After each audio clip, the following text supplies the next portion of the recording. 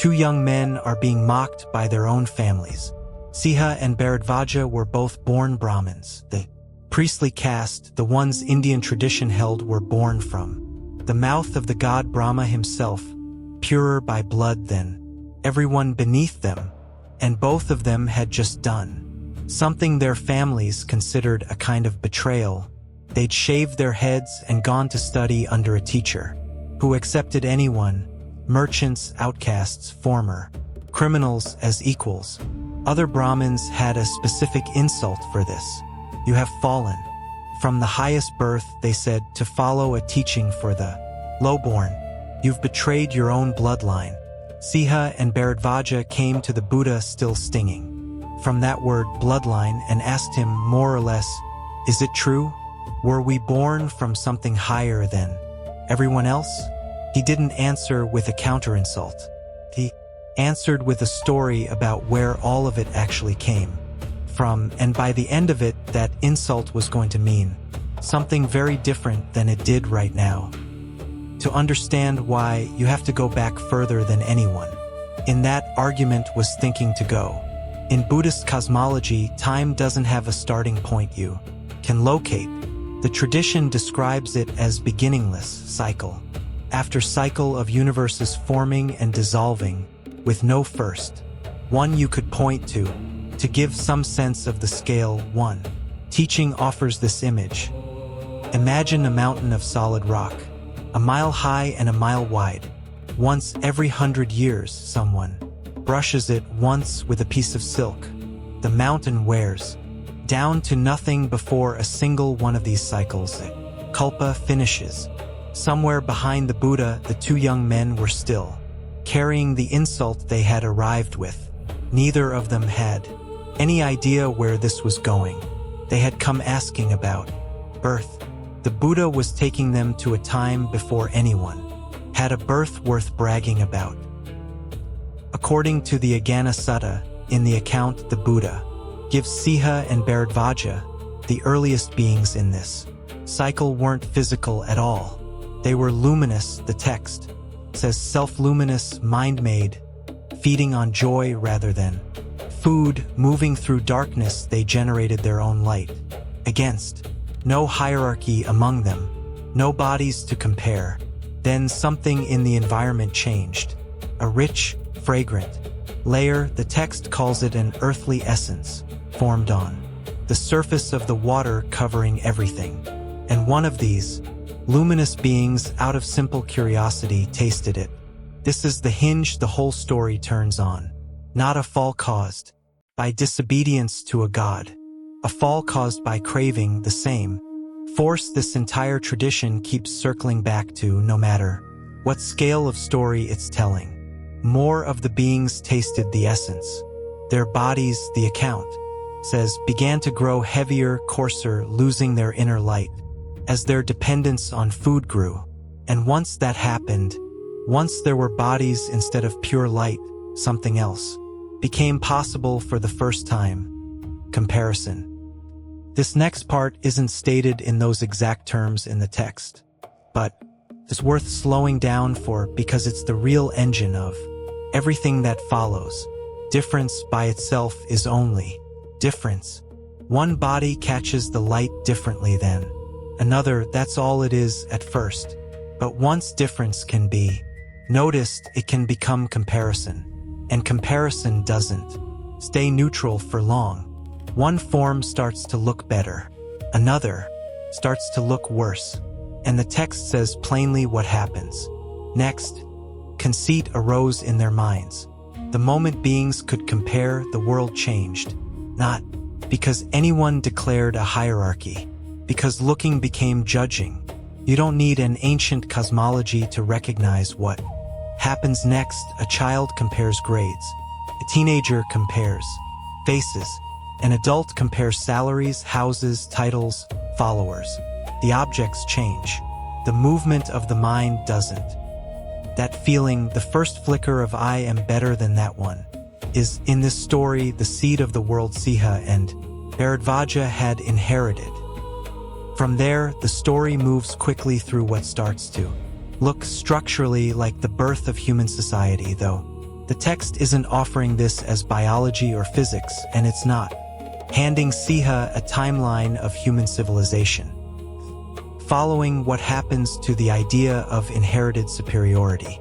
Once you trace it back to a time before any of these categories existed, as the earthly essence disappeared, new food sources appeared, edible plants, eventually grain, and beings had to work to gather them. Bodies coarsened further. Male and female distinctions emerged where there had been none.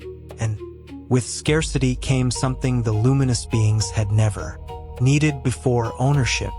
Beings began marking off portions of land and grain as theirs. Notice what the story does here. It doesn't begin with kings. It begins with a problem. It doesn't begin with farmers. It begins with food running short. It doesn't begin with ownership as a right. It begins with ownership as a response to scarcity. Every role that comes next exists because something needed solving, not because someone was born to fill it. Ownership created disputes, the two of them still sitting there, still waiting to hear whether their birth meant anything, while the story kept building toward its answer. Disputes needed resolving. And before the first ruler could appear, something had to happen first. There had to be disagreement. There had to be something worth governing. There had to be people willing to hand someone else authority they didn't already have. So the beings did something the caste system Siha and Bhāradvāja grew up inside would never have predicted. They chose someone, not a being born to rule, a being the others, selected by agreement to keep order, given the title Mahasammata, the great elect. He wasn't born above them. They made him ruler because they needed one. Sit with what that means for the argument that started this whole story. In this account, even the first ruler wasn't born superior. Farmers, priests, warriors, rulers, every social category Siha and Bhāradvāja's families used to rank. Human worth, the story traces all of it back to the same luminous, undivided beginning before any of these distinctions existed, and forward through the same process. Craving, comparison, and the roles beings built afterward to manage what craving created. No one was born a king. No one was born a priest. No one carried from birth anything like a certificate of superiority. Those distinctions all appeared later, built, not inherited. This was never offered to Siha and Bhāradvāja as a rival. Science, it isn't competing with biology for the same job. Answering a social question with an origin story, built specifically to dissolve a hierarchy, not justify one. The hierarchy itself was real enough. Siha and Bhāradvāja's families genuinely ranked people by it, genuinely built a society around it. What the story takes apart isn't the existence of farmers and priests and rulers.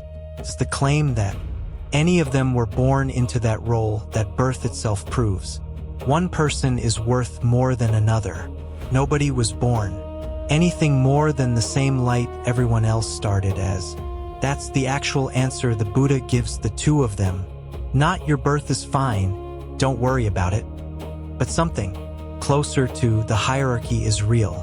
It's claimed to be natural, inherited, written into your blood before you were born, was never true to begin with. Birth tells you where a story happened to begin. It was never able to tell you what a person would do with the rest of it. So perhaps that was the Buddha's answer. Birth does not make one person higher than another. The story could end there. But it doesn't, because once you take away the idea of a superior birth, another question becomes impossible to ignore. If nobody earns their starting point, if it was never something you achieved, then what does it mean that you got a human one at all? Picture the vastest ocean you can. Somewhere in it there's a single wooden yoke, floating, drifting with no pattern. And somewhere beneath the surface, there's a blind turtle who rises to breathe exactly once every 100 years. The teaching asks, what are the odds that, on the one occasion each century that this turtle comes up for air, its head happens to pass through that floating yolk? That, the tradition says, is roughly how rare it is to be born human, not born into a particular caste, not born wealthy or fortunate, just born human at all, with the specific capacity to understand any of this and do something about it.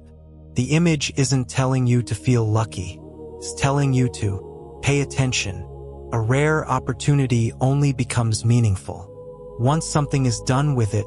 Otherwise, rarity is just a number wasted the same way any number gets wasted. Put those two teachings together and you get something sharper than either one alone. You didn't arrive with a purer bloodline than anyone else. That claim dissolves equally for everyone. But you did arrive holding something close to impossibly rare, and what makes it precious isn't the odds. It's what you do while you're holding it. By the time the story was over, the insult Vāseṭṭha and Bhāradvāja had walked in with meant something completely different than it did at the start. They had been told, you have fallen from the highest birth. The Buddha had shown them something stranger. There was no highest birth to fall from in the first place. Not theirs, not their mockers, not anyone's. What mattered was never the height of the birth. It was the direction of the life. We've spent time in this series asking what Buddhism does and doesn't say about a creator standing behind existence. This is the other half of that same question, turned toward each other instead of upward, not who made us, but what, if anything, makes any one of us worth more than the being sitting next to us. The Buddha's answer to Vāseṭṭha and Bhāradvāja wasn't a verdict on who's right about caste. It was an invitation to notice that the question was resting on ground that was never there. What ground are you still standing on without checking whether it was ever solid?